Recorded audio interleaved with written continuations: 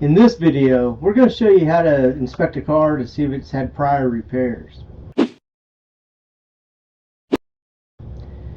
Yeah, so one thing about looking at a car, a lot of times you can't tell what kind of work has been done. For example, on rocker panels or enclosed frame rails, you really can't determine, what type of repair it was because it's been, had body filler or smoothed out, and all you see is the outwards appearance. With a scope like this, you can be able to tell, and that way you'll know what type of repairs were made, if any. Has a rocker panel been welded on? Has there been any weld work done to a frame rail? And if there has, is it a good quality weld? You can determine all that with this scope. This scope is it's made by Kaiweets. I believe that's how you say that. And I like this because it has its own screen on it. And you can see what you're looking at the time. You can also take photos and videos, which I'm going to show you here in just a minute. It does have a couple of features. It does have a SD card, one of those mini SD cards. Let me get that out of my face here. One of those mini SD cards that you can put in here. You can take that out, put it to computer, and save it to computer, and for later use. You can timestamp it. It does show the timestamp on here. If you're wanting to zoom in and out on something, you can zoom in and out. So let's say we get inside the frame rail and want to look at something closer. What's really cool about this is you've got this right here, and once you have it in there, this bends around so you can get to the different angles of the repair. And you can turn that light on or off. But for this example, of course, you all know that you can look at cylinder walls and in the engine and things like that. But for this, we're using it for inspection purposes. You could use it to look behind walls, in your house, inside vents to see, if it's dirty, clean. If something needs cleaned out, you could look at the electrical, on the back side of the electrical. There's a lot of uses, but like I said, this is specifically for inspection that I'm demonstrating here. And on all these cars, like the rocker panels, you've got different access holes that you can get to. On this Nissan Titan, about every foot, there's a plug that you can take out. And you can, for a couple of reasons, you might want to take that out just to clean it out real good every once in a while. Or for this example, we're going to take it out and we're going to inspect the inside. We're going to see if there's ever been any repairs done, any welding done, or if there might be rust present that's not yet reached the outside surface.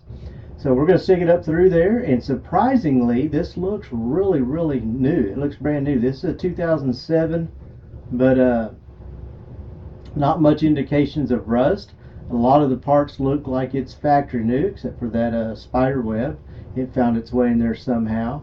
But the problem with these rockers, it's a common place for cars to rust out at because mud and water and dirt get trapped in there, and it just sits there wet and rusts out those rockers, just like your wheel wells and things like that.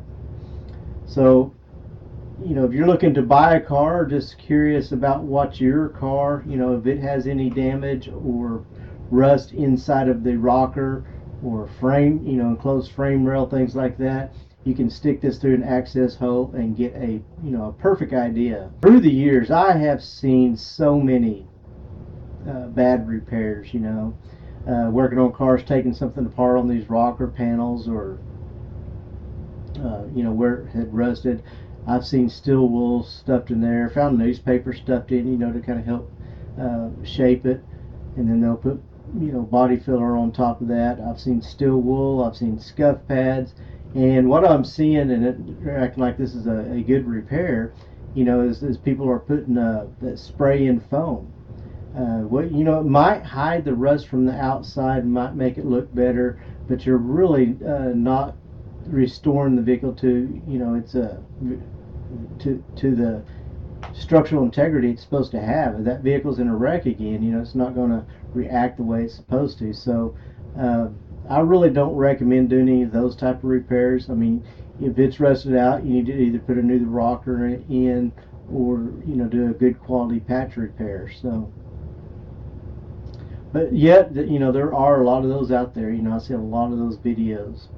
Another good thing that you can do with this, let's say that you dropped a bolt down in a door. Well, it has a magnet. I don't have that right here, but it has a magnet that fits on this end. Let me turn this off so it's not shining on us. It has a magnet that will fit on this end right here, and you can